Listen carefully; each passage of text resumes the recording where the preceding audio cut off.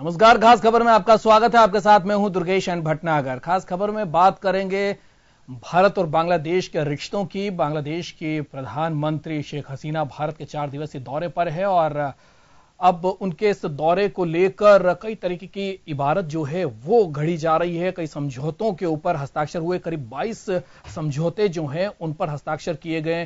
असैन्य परमाणु को लेकर भी समझौते हुए हैं और सबसे बड़ी बात यह है कि हमारा पड़ोसी है और पड़ोस का जो देश है उसके साथ अगर प्रगाढ़ रिश्ते होते हैं तो कहीं न कहीं हमारी सीमाएं जो हैं वो सुरक्षित होती है। पाकिस्तान की अगर सीमाओं की बात करें तो वहां पर खासा टेंशन बरकरार है, लेकिन अगर हम दूसरे तरफ की अगर बात करें, पूर्व की बात करें, तो बांग्लादेश के साथ अगर अच्छे रिश्ते होते हैं तो ये एक अच्छा मैसेज विश्व पटल पर जा सकता है। तो 52 साल बाद जो है वो एक बार फिर से ट्रेन और बसों का आना जाना शुरू होगा। दोनों देशों के बीच में इस तरीके से अगर शुरुआत होती है बस और ट्रेन के द्वारा तो कहीं न कहीं हमारी जो संस्कृति है उनका आदान प्रदान होगा और एक प्रगाढ़ता जो है, प्रेम जो दोनों देशों के बीच में होना चाहिए अवाम के बीच में, वो पैदा होता हुआ नजर आएगा। तो प्रधानमंत्री नरेंद्र मोदी जो हैं पूरी तरीके से कोशिश में लगे हैं कि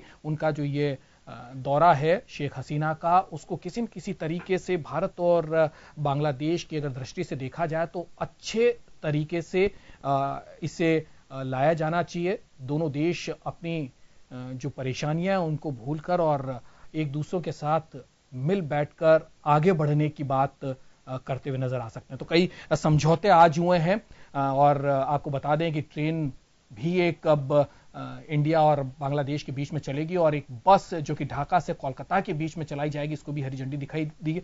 क्या कुछ उस दौरान प्रधानमंत्री नरेंद्र मोदी और शेख हसीना ने कहा, पहले आपको वो सुनवाते हैं। Inland waterways routes are being optimized and steps are being taken to put into operation the coastal shipping agreement. We are also happy to see the progress being made in two-way transshipment of goods. We look forward to early implementation of the BBIN motor vehicle agreement. This would usher in a new era of sub-regional integration. This morning, Prime Minister Narendra Modi and I had a productive meeting. We sat together to take our excellent bilateral relations to a new height. Prime Minister Modi and I agreed that greater connectivity is vital for the development of the region. We have also witnessed flagging of new passengers bus services for Khulna-Kolkata route, Khulna-Kolkata passenger train and reopening of Birol-Radhikapur rail route for freight. तो प्रधानमंत्री ने पाकिस्तान को भी घेरने की कोई core कसर नहीं छोड़ी। शहीदों के सम्मान कार्यक्रम में भी उन्होंने पाकिस्तान के ऊपर कटाक्ष किया, नाम नहीं लिया, लेकिन पाकिस्तान को घेरने की कोशिश करते हुए प्रधानमंत्री नजर आए। क्या कुछ कहा, आइए आपको वो भी सुनवाते हैं। हर क्षेत्र में, चाहे आर्थिक हो, राजनीतिक हो, इंफ्रास्ट्रक्चर बिल्डिंग हो, इकोनॉमिक कनेक्टिविटी हो, एनर्जी सिक्योरिटी हो अथवा सिक्योरिटी का विषय हो या फिर कई देशों से लंबित, कई वर्षों से लंबित लैंड बाउंड्री तथा मैरीटाइम बाउंड्री का डिस्प्यूट सेटलमेंट का मुद्दा हो, हर क्षेत्र में हमारा सहयोग परस्पर शांति, साझा विकास, आपसी विश्वास तथा क्षेत्रीय विकास की सोच की सफलता के टेंजिबल प्रमाण है। साथियों, लेकिन दुख की बात है कि इन दो विचारधाराओं के विपरीत भी दक्षिण एशिया में एक मानसिकता है। तो प्रधानमंत्री को आपने सुना, एक समग्र विकास की बात करते हुए नजर आए, तो वहीं पाकिस्तान की नीतियों का उन्होंने कटाक्ष किया है। हमारे साथ हमारा पैनल जुड़ गया है। पूर्व निदेशक दक्षिण एशिया केंद्र के डॉक्टर किरोड़ी सिंह साहब हमारे साथ पैनल में हैं और डॉक्टर करमवीर सिंह साहब हमारे साथ जुड़े हैं। किरोड़ी सिंह साहब, सबसे पहले मैं आपके पास आना चाहूंगा। क्या लगता है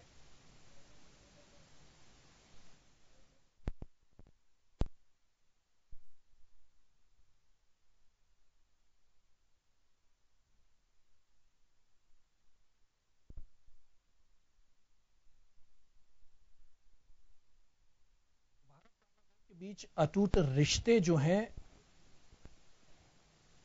उसमें और प्रगाढ़ता आएगी, ये प्रधानमंत्री नरेंद्र मोदी ने कहा है। 1971 के शहीदों को आज याद करने का दिन है, ये प्रधानमंत्री ने कहा है। शहीदों को याद किया गया है। आप तस्वीरों में देख सकते हैं कि ट्रेन जो है वो चलाई जा रही है। बड़े लंबे अरसे के बाद भारत और बांग्लादेश के बीच रेल सेवा जो है वो बहाल हुई है। आज उसको हरी झंडी दिखाई दी। आपको ये भी बता दें 1965 में भारत और पाकिस्तान के युद्ध के दौरान ये रेल सेवा बंद कर दी गई थी। रेल सेवा के साथ साथ आपको बता दें ढाका कोलकाता बस सेवा भी शुरू की गई है। तो एक नई पहल के साथ भारत और बांग्लादेश जो हैं वो आगे आए हैं। आपको ये भी बता दें रेल सेवा जो है वो भारत, बांग्लादेश, नेपाल और भूटान को जोड़ेगी। तो कहीं न कहीं एक बड़ा मसला है देशों को आपस में जोड़ने का। सबका साथ सबका विकास की बात प्रधानमंत्री लगातार कहते हुए आए हैं और पड़ोसियों से भी अगर अच्छे संबंध होंगे तो कहीं न कहीं विकास की ओर एक दूसरे के साथ बढ़कर हम आगे बढ़ सकते हैं। तो 22 समझौतों पर आज हस्ताक्षर हुए हैं। पीएम मोदी ने बांग्लादेश को 4.5 अरब डॉलर के कर्ज की घोषणा भी की है। असैन्य परमाणु समझौता हुआ है। रेल संपर्क और सुरक्षा के मुद्दे पर भी आज चर्चा हुई है। बांग्लादेश को सैन्य आपूर्ति के लिए 50 करोड़ डॉलर का कर्ज भी भारत की तरफ से दिया जाएगा। तो वहीं तीस्ता जल समझौते को लेकर भी प्रधानमंत्री ने आश्वासन दिया। भारत और बांग्लादेश के लिए ये एक बहुत अहम मुद्दा है, तीस्ता जल बंटवारा।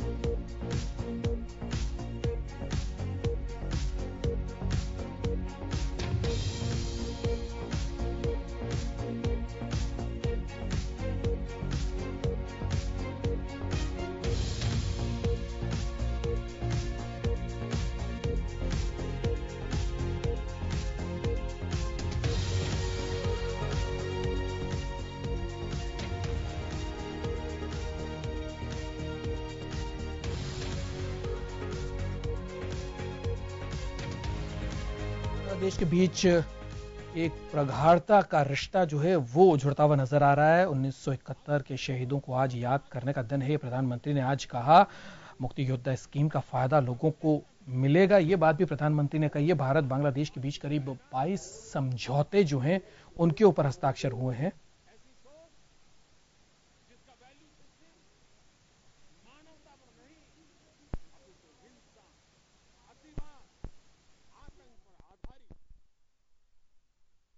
मूल उद्देश्य है टेररिस्ट द्वारा टेररिज्म फैलाना।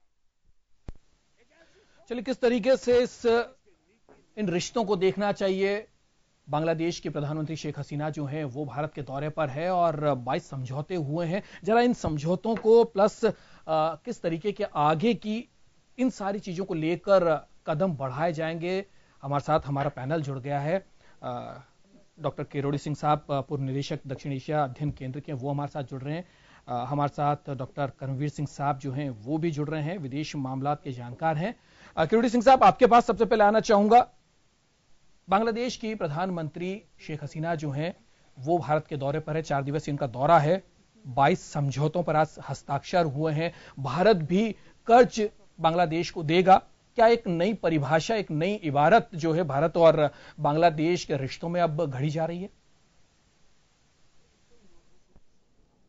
देखिए दुर्गेश जी, ये कोई बहुत नई बात नहीं है। ये संबंध सुधारने की एक प्रक्रिया है। और जब किसी भी देश में सरकार बदलती है, जैसे भारत में 2014 में अलग सरकार आई, अलग दल की सरकार आई, तो उन्होंने अपनी कूटनीति और विदेश नीति में कुछ परिवर्तन किए। इसी तरह से अगर किसी दूसरे देश में, बांग्लादेश हो या और कोई देश हो, वहां अगर सरकार परिवर्तन होती है तो नीति बदलती है। तो शेख हसीना और उसका राजनीतिक दल है वो भारत के से ज्यादा अच्छे संबंध रखने का पक्षधर है, अच्छे संबंध रखे हैं। दूसरे राजनीतिक दल हैं बांग्लादेश में जो अभी विरोधी दल हैं, वो भारत के साथ इतने अच्छे संबंध नहीं चाहते हैं। तो ये एक प्रक्रिया है। और उस प्रक्रिया में जब बीजेपी सरकार में आई तो बीजेपी ने अपने मैनिफेस्टो में ये कहा था कि अगर हम सत्ता में आए तो we will reboot and revisit foreign policy goals, process and the contents. तो उसका एक पार्ट था कि जब प्रधानमंत्री ने शपथ लिया भारत में तो सभी दक्षिण एशियाई देशों के अध्यक्षों को यहां बुलाया था। तो उसी प्रक्रिया के तहत ये कहा गया कि भाई हम हमारे पड़ोसियों से अच्छे संबंध रखें। और उसके लेके बांग्लादेश के साथ समझौते हुए, सीमा को लेके समझौता हुआ और जो बहुत से एनक्लेव थे उनको लेकर भी समझौता हुआ, जो लंबी प्रक्रिया पहले से चल रही थी। कोई ऑल ऑफ ए सडन नहीं हुआ, ये कोई बहुत ज्यादा परिवर्तन भी नहीं हुआ, क्योंकि विदेश नीति में कोई कट ऑफ तरह का परिवर्तन नहीं होता, एक निरंतरता में परिवर्तन होता है। तो बांग्लादेश के साथ संबंध सुधारने की प्रक्रिया पहले से चल रही थी और उसी प्रक्रिया के तहत बांग्लादेश के प्रधानमंत्री भारत की विजिट कर रहे हैं और भारत उनके साथ कई समझौते करने जा रहा है। और उन समझौतों का ये जो मुख्य फोकस है वो यह है कि बांग्लादेश या दूसरे दक्षिण एशियाई देशों में चीन का प्रभाव बढ़ता जा रहा है और उस प्रभाव को बढ़ते हुए देखकर भारत ये चाहता है कि पड़ोसी देशों में भारत का भी प्रभाव बढ़े और उनको पड़ोसी देशों को इस तरह से तैयार किया जाए कि भारत का सुरक्षा या सामरिक हित है वो कहीं चीन के प्रभाव से कमजोर न हो। तो उसी प्रक्रिया के तहत जो हो रहा है और उसी के लिए सैनिक साजो सामान के लिए भारत बांग्लादेश को लोन भी दे रहा है और एक कनेक्टिविटी बढ़ाने का जो आधुनिक समय की सबसे बड़ी आवश्यकता है कि सरकार से संबंध होते हैं, वो अलग संबंध है। जनता का जनता के साथ, व्यक्तियों का व्यक्तियों के साथ जो संबंध हो वो गहन होना चाहिए, वो बढ़ना चाहिए। तो वो कनेक्टिविटी है कि ट्रेन पहले से चल रही है, दूसरी ट्रेन चलाने की बात हो रही है, तो वह बांग्लादेश और भारत के साथ वो कनेक्टिविटी बढ़ेगी। और इसके साथ बांग्लादेश से जो इलीगल तरीके से बहुत से बांग्लादेशी आते हैं वो भारत की राजनीति में एक बहुत बड़ा इश्यू है और उसको किस तरह से रिजोल्व किया जाए इसके लिए कोई इनफॉर्मल और फॉर्मल बातचीत हो सकती है, होनी चाहिए। लेकिन बांग्लादेश की नागरिकों के लिए जहां गरीबी ज्यादा है उनके लिए भारत एक अच्छी जगह है जहां उनको एम्प्लॉयमेंट मिल सकता है, उनकी आर्थिक स्थिति सुधर सकती है। तो ऐसी स्थिति में वो एक स्वाभाविक प्रक्रिया है। तो इन सब इश्यूज को आगे कैसे डील किया जाए निश्चित रूप से ये बातचीत होगी और इसके लिए निश्चित रूप से कोई न कोई बैक चैनल डिप्लोमेसी या पृष्ठभूमि तैयार हुई होगी, क्योंकि राष्ट्राध्यक्ष जब मिलते हैं तो उससे पहले कोई न कोई पृष्ठभूमि तैयार होती है। तो इसका डिप्लोमेटिक अर्थ भी निकलता है, इसका आर्थिक और जो संबंध अच्छे बनाने हैं वो अर्थ भी निकलता है। तो सभी पॉइंट ऑफ व्यू से बांग्लादेश की इस समय प्रधानमंत्री की इस समय की यात्रा है वो भारत के लिए एक उद्देश्यपूर्ण, बांग्लादेश के लिए भी और भारत के लिए भी उद्देश्यपूर्ण यात्रा है। और इस यात्रा से मुझे लगता है कि कोई न कोई एक अर्थपूर्ण निष्कर्ष निकलेगा और तो भारत की जो कूटनीति है उसको भी कुछ सफलता की राह दिखेगी दक्षिण एशिया में और बांग्लादेश को भी उसके विकास में भारत की तरफ से कुछ सहयोग और मदद मिलने की संभावना। तो एक नई परिपाटी जो है वो शुरू हो जाएगी। करणवीर सिंह साहब, आपकी तरफ आना चाहूंगा। एक अच्छी पहल इसे कहा जा सकता है क्योंकि हमारे पड़ोसी अगर हमारे साथ हैं तो हम निसंदेह एक मजबूत राष्ट्र की तरह हम उठ खड़े होंगे। तो ये एक अच्छी परंपरा के तहत इस यात्रा को देखा जाना चाहिए। लेकिन अगर बांग्लादेश की पृष्ठभूमि को देखें तो वहां की सरकार जो है वो इतनी कहना चाहिए कि जो भारत की सरकार की अगर बात करें तो पूर्ण बहुमत के साथ मोदी की सरकार है, लेकिन वहां की स्थिति जो है वो कमजोर है। तो क्या लगता है, और दूसरी बात अगर करें बांग्लादेश से जुड़ा हुआ जो हमारा हिस्सा पश्चिम बंगाल का है, वहां पर तृणमूल कांग्रेस का राज है और उसकी जो आइडियोलॉजी है और बीजेपी की जो आइडियोलॉजी है उसके अंदर विभेद की स्थिति है। तो ऐसे में क्या लगता है जो एक कवायद शुरू हुई है क्या उसको